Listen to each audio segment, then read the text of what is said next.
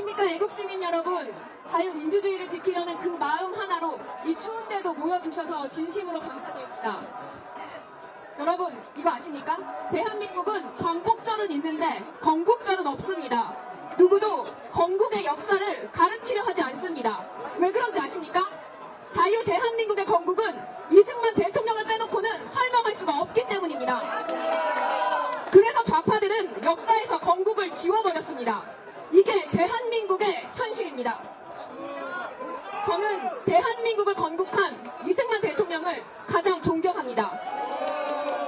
이승만 대통령은 기독교 신앙을 바탕으로 자유 대한민국을 건국했습니다. 그분의 비전과 헌신은 오늘날 우리가 누리는 대한민국의 기초가 됐습니다. 이승만 대통령이 있었기에 세계에서 가장 가난하고 힘없는 나라가 미국과 한미 상호 방위 조약을 맺을 수 있었습니다. 그리고 이게 지금까지 유지되고 있습니다. 이건 기적입니다. 국익에서 우선순위가 있습니다. 안보, 힘, 번영, 명성의 순서입니다. 한미 상호 방위 조약이 없었다면 대한민국의 안보는 위협받았을 것이고 지금 우리가 누리는 경제적 발전 또한 없었을 겁니다.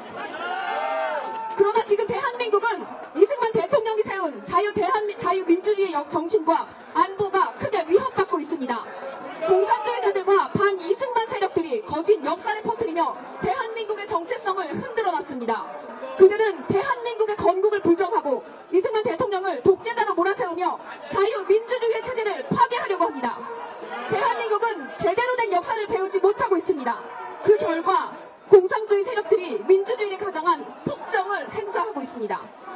우리는 반드시 이승만 대통령의 자유민주주의의 정신을 되찾아야 합니다. 저는 이승만 대통령이 창립한 인하대학교를 다녔습니다.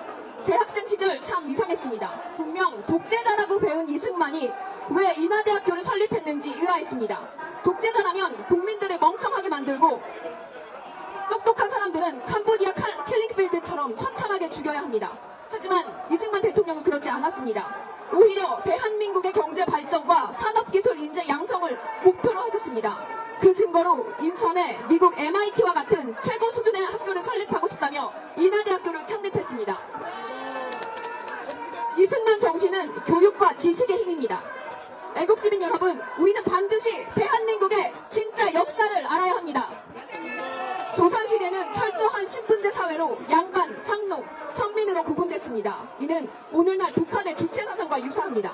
북한이 주체사상이라는 교리로 신분제를 만든 것처럼 조선은 유교 이념을 기반으로 신분제 사회를 형성했습니다.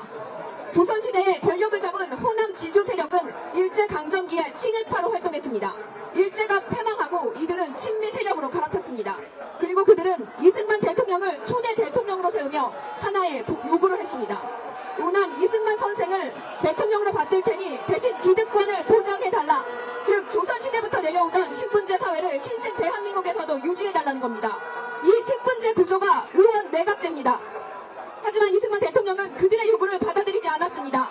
우리의 건국 대통령은 평생 신분제를 혐오하셨던 분입니다. 일제강점기 시절에도 너무 가슴 아프지만 일본 놈들로인데 양반 쌍놈제도가 없어진 건 속 시원하다 라고 하셨을 정도였습니다. 그래서 이승만 대통령은 신분제를 원하던 세력을 철저하게 배척했고 그들과 약속을 지키지 않고 국민 편에 섰습니다. 이에 반발한 이 호남 지주 세력이 반이승만 세력입니다. 여러분, 이 반이승만 세력이 누군지 아십니까? 바로 오늘날의 더불어민주당, 저 더불어 공산당의 뿌리입니다. 이 세력은 이승만 대통령을 쫓아내고 박정희 대통령을 반대하고 전두환 대통령을 반대하며 대한민국을 망쳐놨습니다. 겉으로는 민주화 세력이라고 포장하지만 본질적으로는 대한민국의 정체성을 부정하는 세력입니다.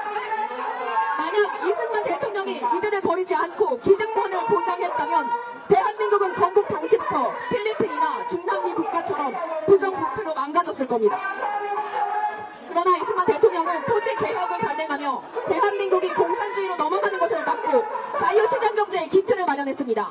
그 결과 평민, 서민, 빈민 누구나 노력하면 대통령, 판사, 의사 그리고 세계적인 부자가 될 수 있는 국가로 만든 것입니다. 실제로 거지였던 현대 정주영은 세계적인 부자가 되었고 막노동꾼이었던 김철호는 기아 자동차의 창립자가 될 수 있었습니다.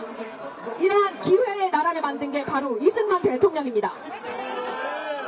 그 후 박정희 대통령이 등장하여 이승만 대통령이 세운 대한민국 위에 강력한 시스템을 구축했습니다. 그 결과 대한민국은 한강의 기적을 이뤘고 세계가 부러워하는 나라로 성장했습니다. 유럽은 300년에 걸쳐 발전했습니다. 하지만 대한민국은 위대한 지도자가 있었기에 불과 30년 만에 기적을 이뤘습니다.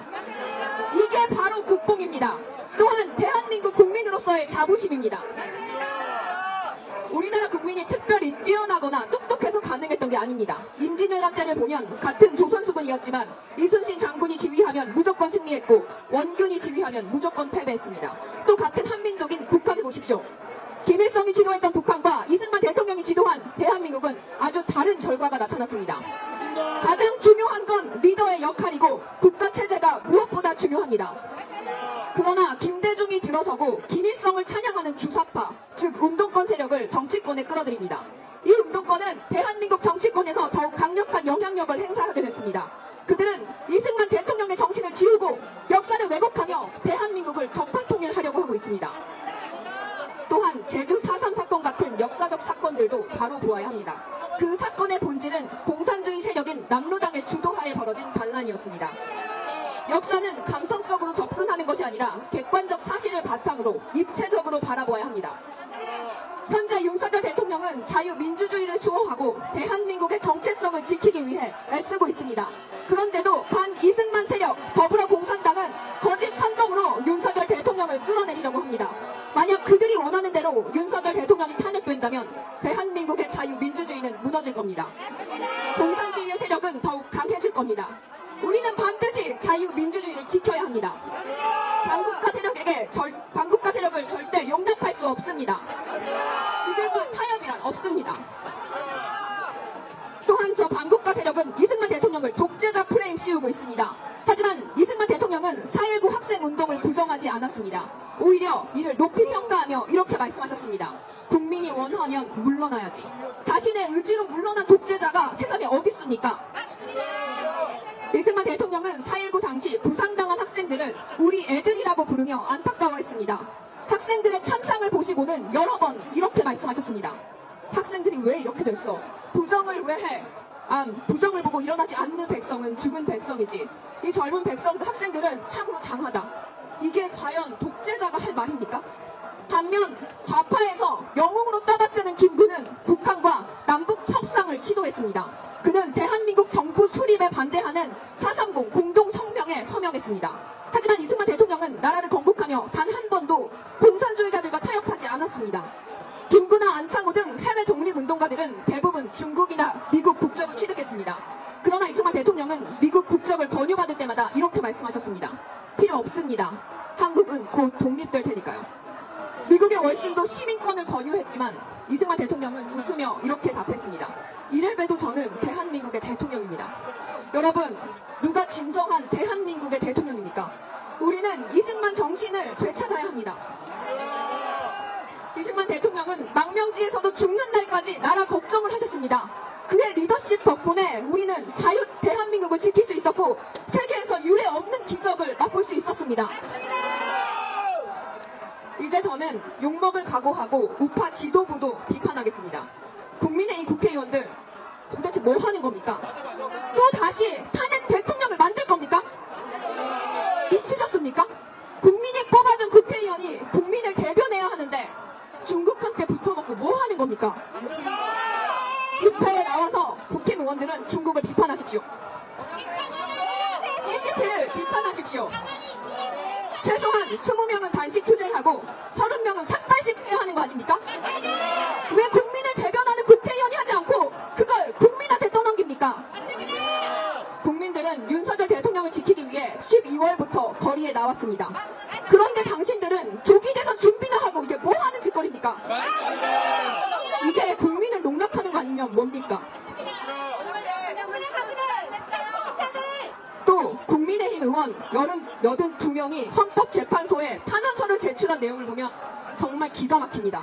내용 중 설령 계엄이 헌법 또는 법률 위반이라 하더라도 헌법 또는 법률 위반이라 하더라도 여기서 설령이라는 단어를 넣었지만 결국 계엄이 헌법과 법률을 위반했다는 뜻 아닙니까? 이건 그냥 빠져나가라는 법명밖에 안 들립니다. 계엄은 대통령 고유의 권한입니다. 그리고 대통령은 헌법 절차에 따라 비상계엄을 해제했습니다. 어떠한 법률 위반도 없었습니다. 그런데도 국힘의원들은 지금 뭐 하자는 겁니까? 자신이 주목받으려고 집회에 나오는 겁니까?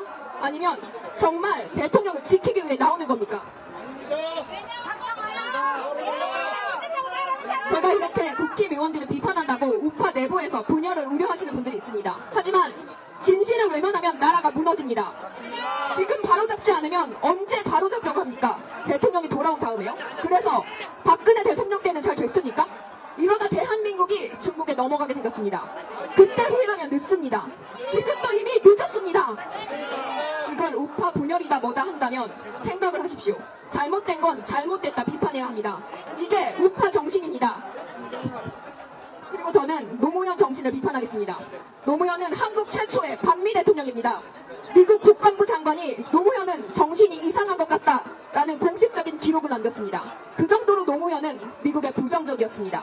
노무현 정신은 반미입니다. 노무현은 국가보안법을 폐지해야 한다는 입장을 밝혔습니다. 국가보안법은 독재시대의 낡은 유물이며 위헌이든 아니든 악법이라고 말했습니다. 노무현 정신은 국가보안법 폐지입니다. 차별금지법이 대한민국에 언제 생긴지 아십니까? 바로 노무현 때입니다.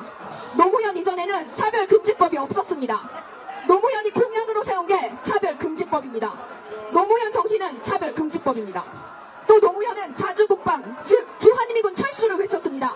노무현 정신은 주한미군 철수입니다. 지금 우리가 배워야 할 정신은 이승만, 박정희 정신입니다. 노무현 정신은 좌파가 만들어낸 허상입니다. 그런데도 노무현을 공정과 상식을 추구한 대통령이라고 말 같지도 않은 그런 소리 하지 마십시오.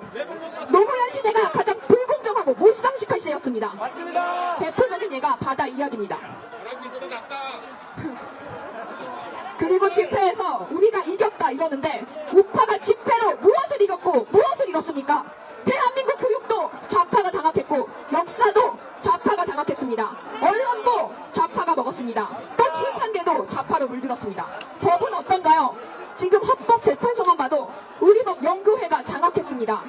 하물며 북한 인권도 좌파가 먹었습니다.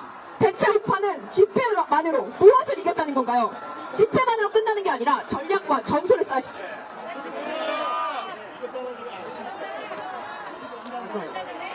우파 지도부들 정신 차리세요.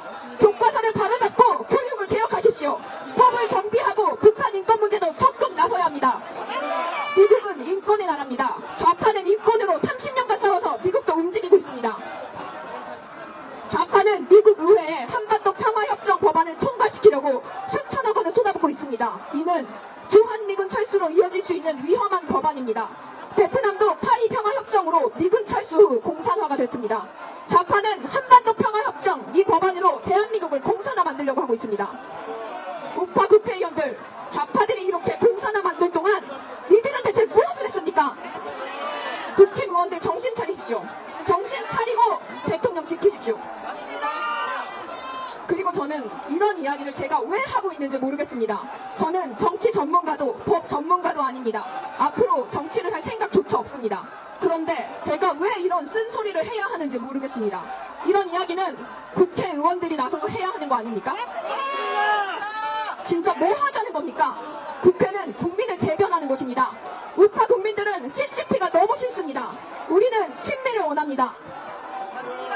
우파 지도부들은 이승만 정신을 똑바로 세우십시오. 애국시민 여러분, 탄핵 결과가 나온 후에도 끝이 아닙니다. 우리는 할 일이 너무나도 많습니다. 집회로 끝나는 것이 아니라 누군가는 역사를 바로잡고 누군가는 우파 인권을 주도하며 누군가는 북한 인권을 주도하고 누군가는 언론을 개혁해야 합니다. 집회만으로는 승리할 수 없습니다. 전략과 전술을 지도부는 짜십시오. 2030 여러분, 단순한 개명으로 끝나지 마십시오. 부탁드립니다. 대한민국의 자유민주주의를 수호할 것인가? 아니면 이승만 세력의 거짓과 선동에 무릎 꿇을 것인가? 우리는 이승만 대통령의 뜻을 잊지 말아야 합니다. 마지막으로 이승만 대통령이 4.19 부상자들을 찾아가 눈물을 흘리며 하신 말씀을 가슴에 새깁시다. 불의를 보고 분노하지 않으면 젊은이가 아니다. 다시 한번 말씀드리겠습니다. 불의를 보고 분노하지 않으면 젊은이가 아니다. 2030 여러분, 우리는 자유를 선물처럼 받은 세대입니다. 이제 우리가 이 자유를 되찾읍시다. 자유의 가치를 지키고 진실을 알리며 대한민국을 위대한 나라로 만들어야 합니다. 감사합니다.